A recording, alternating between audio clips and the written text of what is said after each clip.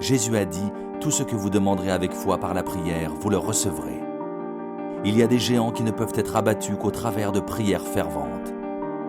Alors que nous nous laissons inspirer par celui qui siège au milieu des louanges et de l'adoration de son peuple. C'est pourquoi nous vous invitons à nous rejoindre dans notre maison de prière pour toutes les nations, par des prières inspirées par la parole de Dieu. Chers frères et sœurs, bonjour et bienvenue dans cette émission de prière. Et nous sommes heureux de vous retrouver aujourd'hui dans cette semaine spéciale. Nous passons ensemble une semaine dans la prière et dans la méditation de la parole de Dieu. Une semaine pour prendre les bonnes décisions. On l'a dit, on le redit, c'est tellement important de prendre les bonnes décisions. Et je suis persuadé, je ressens maintenant dans mon esprit qu'il y a plusieurs personnes d'entre vous, vous savez la bonne chose à faire. Vous la connaissez, mais vous résistez. À l'intérieur de vous, depuis ces 2 jours où on est ensemble, vous résistez à ce que le Seigneur veut vous dire. Et c'est tellement important, je vous fais cet appel par le Saint-Esprit de ne pas résister à ce que le Seigneur veut faire avec vous. Peut-être vous avez peur, peut-être vous vous demandez comment ça va se faire, comment Dieu va faire les choses, mais ne résistez pas.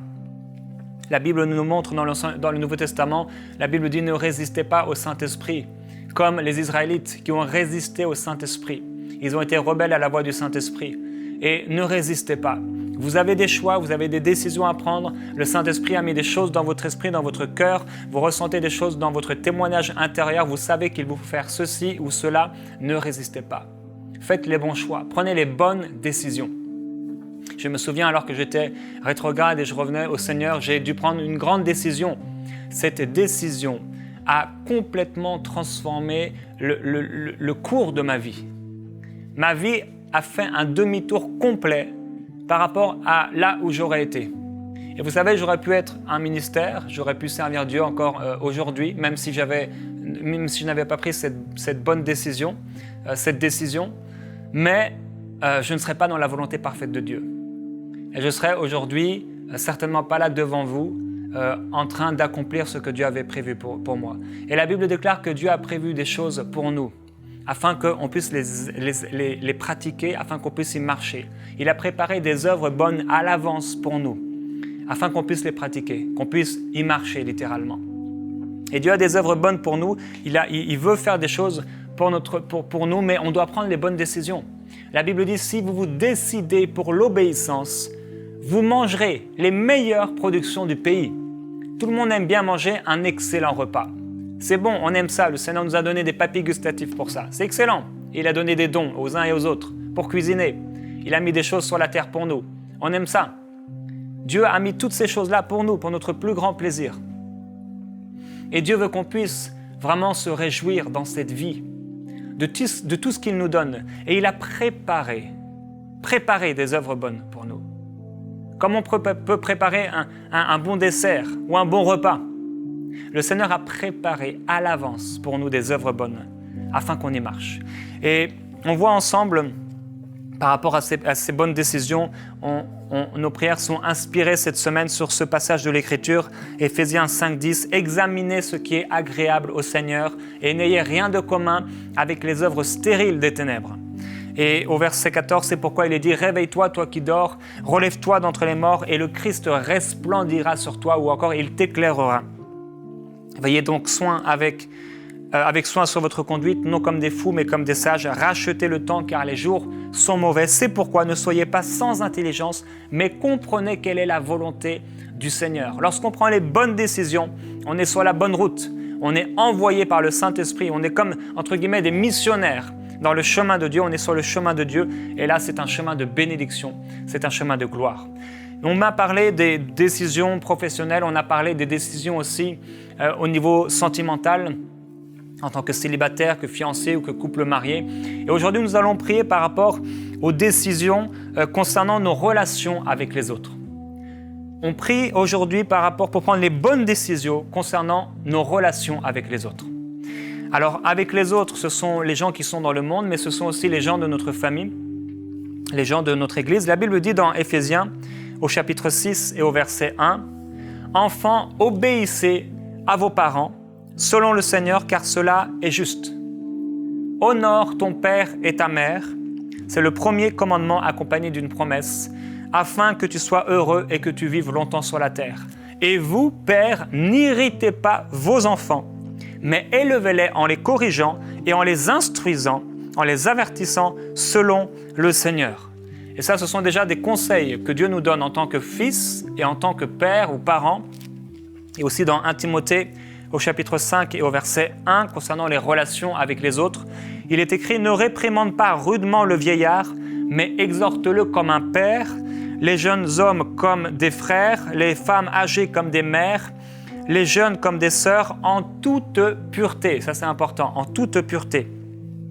Honore les veuves, les vraies veuves. Si une veuve a des enfants ou des petits-enfants, qu'ils apprennent d'abord à exercer la piété envers leur propre famille et à payer de retour leurs parents, car cela est agréable à Dieu. Et au verset 7, voilà ce que tu dois recommander afin qu'elle soit irréprochable. Si quelqu'un, ça c'est une parole forte de l'Écriture, si quelqu'un n'a pas soin des siens, surtout de sa famille, il a renié la foi et il est pire qu'un infidèle. Ça c'est une parole forte. Ça veut dire que si vous ne prenez pas soin de votre famille, vous êtes pire qu'un païen. C'est dur à entendre parfois. Et ça nous remet en question. Ai-je pris les bonnes décisions par rapport à mes parents? Ai-je pris les bonnes décisions par rapport à mes enfants? Ai-je pris les bonnes décisions par rapport peut-être à mes grands-parents, à mes oncles, à mes cousins? Ai-je pris les bonnes décisions? On doit se poser la question, comme la parole nous y invite. Regardez, observez si vous êtes sur une bonne voie, sur la voie de la vérité. Il y a un autre passage dans Romains au chapitre 13 et au verset 8 qui nous dit « Ne devez rien à personne, si ce n'est de vous aimer les uns les autres, car celui qui aime a accompli la loi. » En effet, les commandements « Tu ne commettras pas d'adultère, tu ne commettras pas de meurtre, tu ne commettras pas de vol, tu ne rendras pas de faux témoignages, tu ne convoiteras pas » et tous les autres commandements se résument dans cette parole « Tu aimeras ton prochain comme toi-même ». On parle de relations ici, de relations avec les autres. On parle de relations ici. L'amour ne fait pas de mal au prochain. L'amour est donc l'accomplissement de la loi. Donc si on fait du mal aux gens, c'est qu'on n'est pas dans l'amour.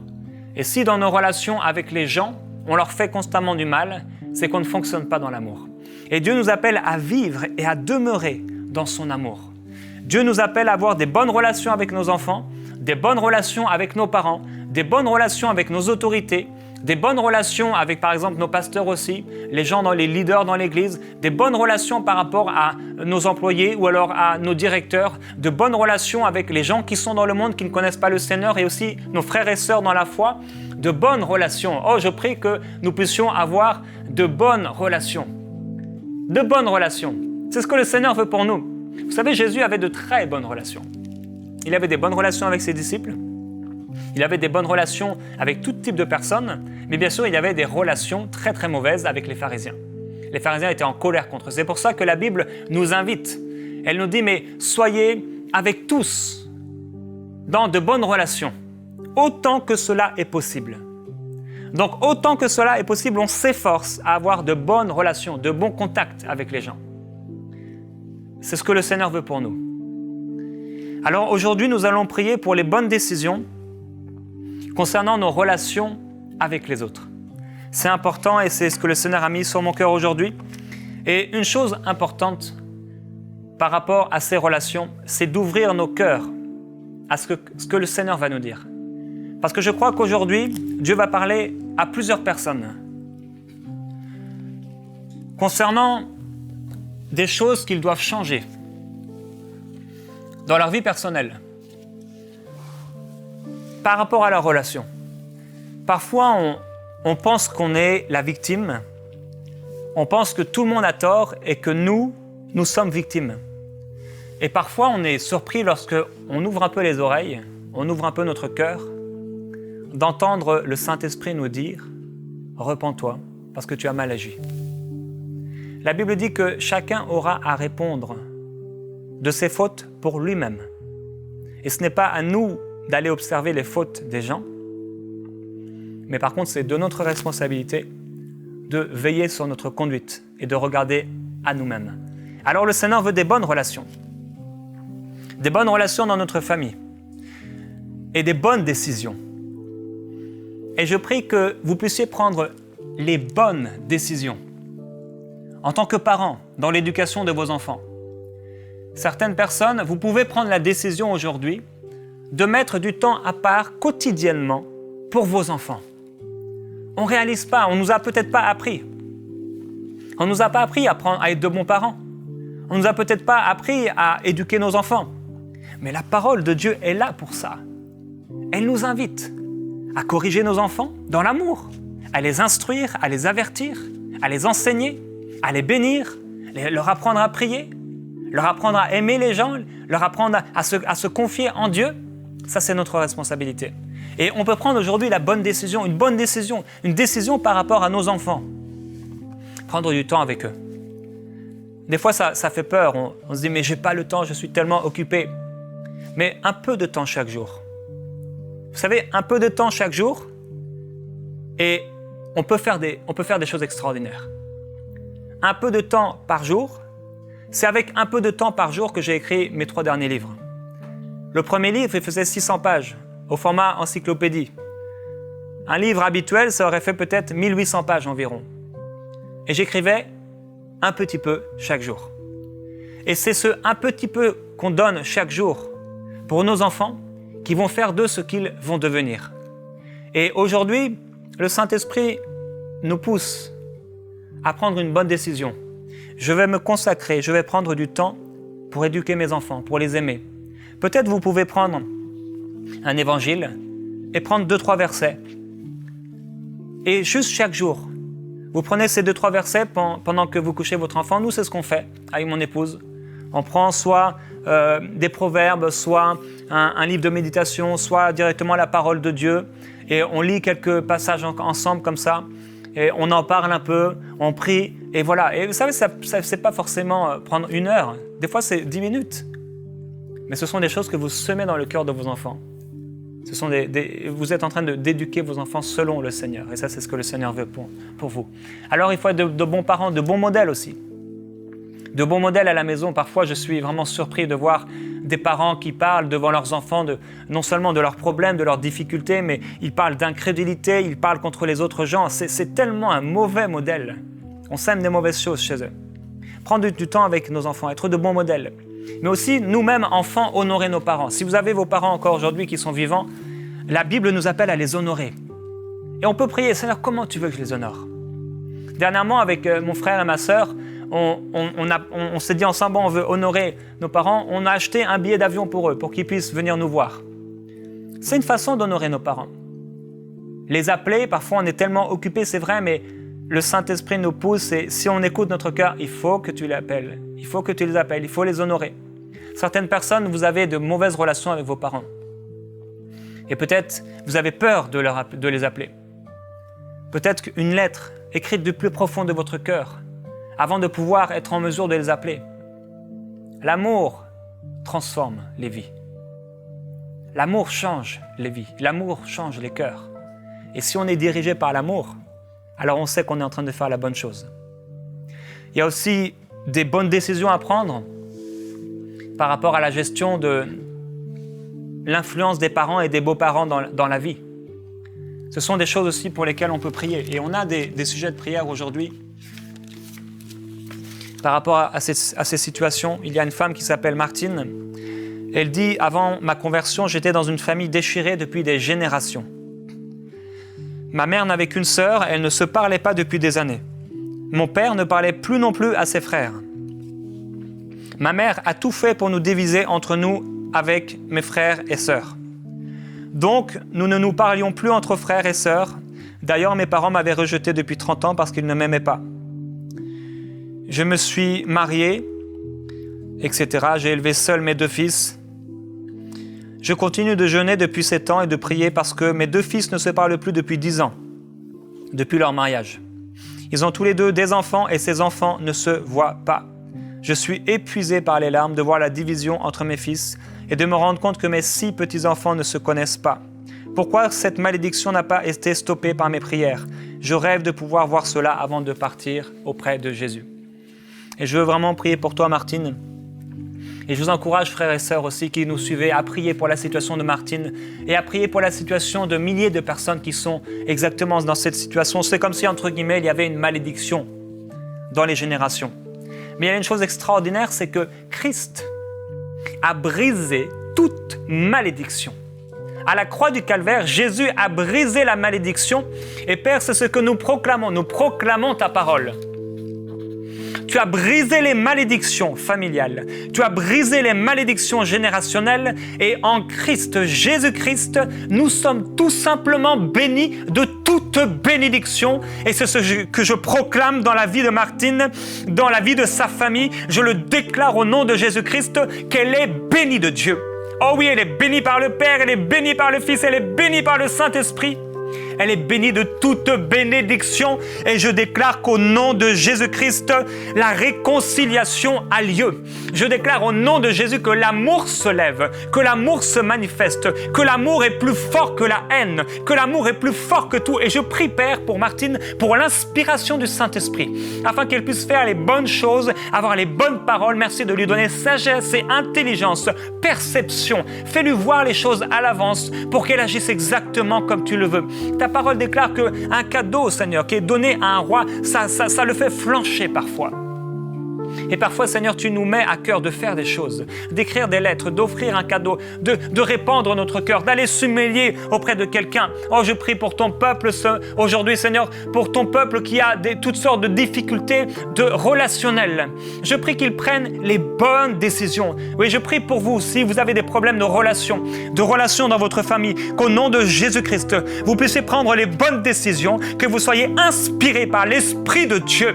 Je prie pour de bons parents. Je prie pour de bons parents au nom de Jésus-Christ. Et je prie pour de bons enfants aussi qui sont soumis à leurs parents. Oh, je prie pour des enfants qui puissent arriver à l'âge adulte, honorer leurs parents, honorer par leurs finances, honorer par leur engagement, honorer par leur soutien spirituel, honorer par leur soutien financier, honorer à tous les niveaux. Oh, je proclame l'honneur divin dans les cœurs, l'honneur divin dans les vies, l'honneur dans les relations familiales au nom de Jésus-Christ. Oh, je te glorifie, Seigneur Jésus-Christ. Je prie pour tous les pères qui sont trop pris par le travail et qui ont besoin de prendre une bonne décision pour leurs enfants.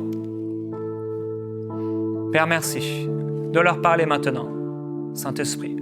Là où vous êtes, vous pouvez simplement maintenant ouvrir vos cœurs. Je vous encourage à lever les mains vers le Seigneur, là où vous êtes, à fermer vos yeux et à répéter cette prière après moi. Père Céleste, je viens à toi. Je veux que tu me parles, afin que mes relations soient approuvées par toi. Je te demande, Saint-Esprit, de m'ouvrir les yeux et de me montrer si je dois prendre des décisions au niveau de mes relations. J'ai le cœur ouvert à faire ce que tu me diras. Je marche dans l'amour. Et je choisis de pardonner tous ceux qui m'ont fait du mal. Je choisis l'amour aujourd'hui. Et je pardonne tous ceux qui ont mal agi envers moi. Père, dirige-moi et que mes relations soient un succès, qu'elles soient bénies de toi, qu'elles soient approuvées par toi. Père, je veux être agréable et je veux que mes relations avec ma famille soient justes, saines et sanctifiées. Au nom de Jésus-Christ, parle-moi, dirige-moi, change-moi. Merci. Vous pouvez glorifier Dieu de ce qu'il fait maintenant. Oh, il est le bon berger. Il donne sa vie pour ses brebis. Seigneur, je te dis merci vraiment de nous aider à avoir de bonnes relations. Je déclare ta justice. Là où il y a eu des accusations, là où il y a eu des choses qui ont été faites contre nous, je proclame ton règne et ta puissance. Je déclare que le ministère de la réconciliation se manifeste pleinement à travers nous. Je prie, Père, qu'il y ait des bons contacts. Parfois, un contact, une parole, une discussion fait flancher les cœurs. Je parle cela dans le nom de Jésus. Qu'il y ait des bonnes relations dans l'Église, Père, entre frères et sœurs, enfants de Dieu. Je prie qu'il y ait des bonnes relations envers les leaders, de bonnes relations avec les gens plus âgés dans l'Église, avec les plus jeunes, des relations pures, sans tache. Père, c'est ma prière aujourd'hui, c'est notre prière. Des bonnes relations dans ton Église, dans ta maison. Alléluia. Gloire à Jésus-Christ. Il faut qu'on vive des bonnes relations. Et le Seigneur nous appelle, vous appelle, à avoir des bonnes relations, à prendre soin des autres. Non seulement maintenant la famille, l'Église, mais aussi les autres personnes. Aimer. Il n'y a pas de plus grand amour que de donner sa vie pour ses amis, pour ceux qu'on aime. Et c'est important d'avoir de bonnes relations. C'est important de prendre la décision de résister aux tentations. Prendre la décision d'être vigilant. Oh, je serai vigilant dans mes relations. Je le déclare maintenant. Au nom de Jésus-Christ, je serai vigilant dans mes relations. Père, je prie que tu me montres s'il y a une mauvaise relation dans ma vie. Je prie que tu montres, Père Céleste, à tes enfants, à cette personne qui est là aujourd'hui et qui écoute, s'il y a une mauvaise relation dans sa vie, je te demande de lui montrer très clairement. Ta parole est une épée à double tranchant. Elle vient séparer ce qui est de l'homme et ce qui est de toi. Qu'au nom de Jésus-Christ, cette épée vienne trancher toute mauvaise relation, vienne épurer les relations. Tu es là, il y a une femme dans ton travail. C'est une mauvaise relation, elle te tourne autour et tu acceptes ses compliments. Tu acceptes et tu t'approches d'elle de plus en plus et tu partages même des choses intimes et personnelles avec elle. Au nom de Jésus, repens-toi. Repens-toi parce que tu vas détruire ton mariage. Repens-toi. La Bible dit « Ayez de la haine pour ce qui est mal ». Ça doit être quelque chose de terrible pour nous, de nous approcher du péché. La Bible dit « Haïssez le mal ». Haïssez le péché. Alors prends cette décision.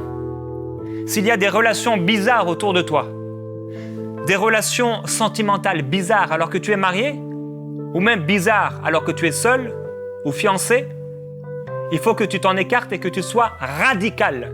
Alors je déclare au nom de Jésus-Christ, déclare avec moi, je serai radical, je rejette maintenant cette mauvaise relation. J'y renonce au nom de Jésus-Christ. Je renonce à cette relation, c'est spirituel et ça se passe maintenant. C'est un engagement spirituel que tu prends maintenant. Au nom de Jésus-Christ, je le déclare dans les lieux célestes, je le déclare sur la terre, je renonce à cette mauvaise relation. Je renonce à cette mauvaise relation. Au nom de Jésus, elle s'écarte. Au nom de Jésus-Christ, elle s'écarte. Je prie pour toi. Père, je prie qu'au nom de Jésus-Christ, tu écartes les mauvaises relations. Non seulement sentimentales, mais les gens qui amènent vers le péché. Les gens qui veulent ramener vers la drogue, vers l'alcool, vers des soirées mondaines, vers ces choses-là, vers la critique et le jugement, peut-être même parfois de l'Église, qu'au nom de Jésus-Christ, ces mauvaises relations soient écartées des vies. Je le déclare au nom de Jésus-Christ. Je le proclame au nom de Jésus. Je déclare des relations qui sont saintes et saines, pures, sans tache, irréprochables. Oh, merci parce que tu sanctifies l'Église, Esprit de Dieu. Oh, Esprit des 4 vents, viens sanctifier l'Église. Tu sanctifies les cœurs, merveilleux Saint-Esprit. Oh, Jésus-Christ, roi de gloire, prince de paix. Tu sanctifies l'Église, Esprit de Jésus, Esprit de sainteté. Oh, viens sanctifier l'Église. Viens sanctifier nos relations. Viens sanctifier nos vies. Viens sanctifier nos relations. Viens sanctifier nos discussions. Viens sanctifier nos vies. Oh, Esprit de Jésus-Christ, viens nous sanctifier. Sanctifie les relations de mon frère. Sanctifie les relations de ma sœur. Je le prie, je le déclare au nom de Jésus-Christ. Oh, je déclare que les chaînes tombent. Il y a des liens spirituels qui sont là. Et je prends autorité au nom de Jésus contre ces liens spirituels, ces chaînes qui sont là dans ta vie. Au nom de Jésus, je brise ces chaînes par l'autorité que le Seigneur m'a donnée. Au nom de Jésus-Christ, je brise ces mauvaises relations dans le nom de Jésus. Je parle le feu de Dieu, le feu qui sanctifie, le feu qui purifie, le feu au nom de Jésus-Christ, le feu qui purifie les relations. Oh, pas de mauvaises relations. Aucune mauvaise relation dans le travail, de compromis, de vol, des relations qui sont mauvaises, qui sont malsaines. Je déclare au nom de Jésus-Christ que ces mauvaises relations quittent ta vie. Oh, on doit prendre une décision par rapport à ça. Peut-être on va perdre quelque chose, on va peut-être perdre de l'argent, on va peut-être perdre de la gloire, une position, peu importe. Mais qu'au nom de Jésus-Christ, il n'y ait pas de mauvaises relations dans ma vie. Qu'il n'y ait pas de mauvaises relations dans ma vie. Au nom de Jésus-Christ. Je prie que vous puissiez prendre les bonnes décisions dans la gestion de votre temps par rapport aux autres. Il y a des gens, ils ne peuvent jamais prier, ils ne peuvent jamais méditer la parole, ils ne peuvent jamais passer des temps en couple et en famille. Pourquoi? Parce qu'il y a tout le temps des gens à la maison. Tout le temps des gens à la maison.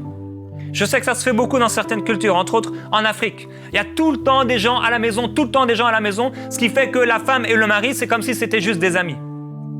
C'est pas normal. Je prie que vraiment le Saint-Esprit, qu'il repose sur vous et vous aide à prendre les bonnes décisions par rapport à ça.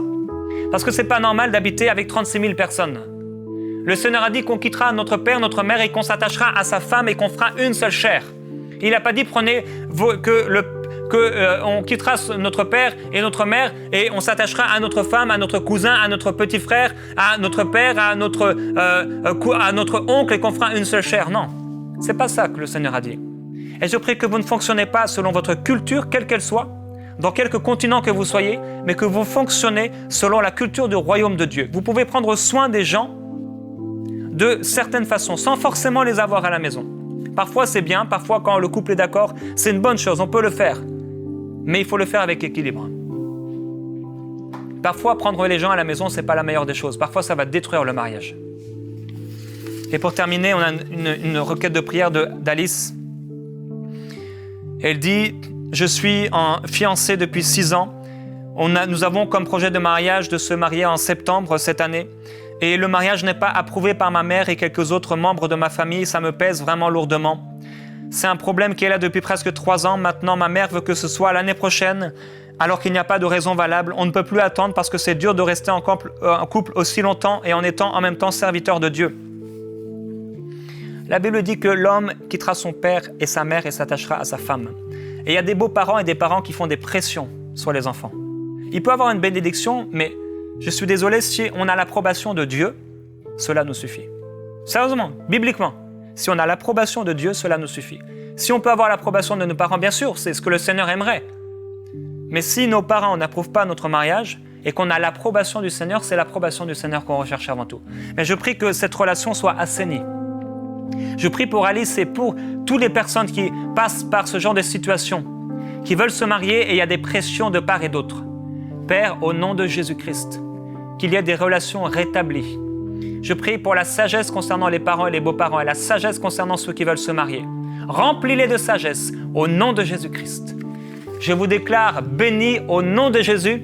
Nous sommes bénis de toute bénédiction et je vous dis à demain, nous allons continuer à prier et continuez aussi à nous envoyer vos exaucements de prière. Envoyez-nous vos témoignages, ça va tellement nous encourager et encourager ceux qui prient avec vous et pour vous. Envoyez-nous vos sujets de prière et vos témoignages à prière@enseigne-moi.com et on va vraiment être bénis ensemble.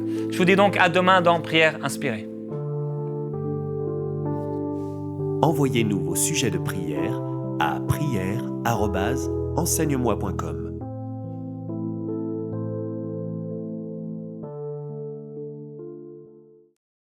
Cette émission est rendue possible grâce au précieux soutien des partenaires d'Enseigne-moi Canal International. Retrouvez tous nos programmes sur emcitv.com.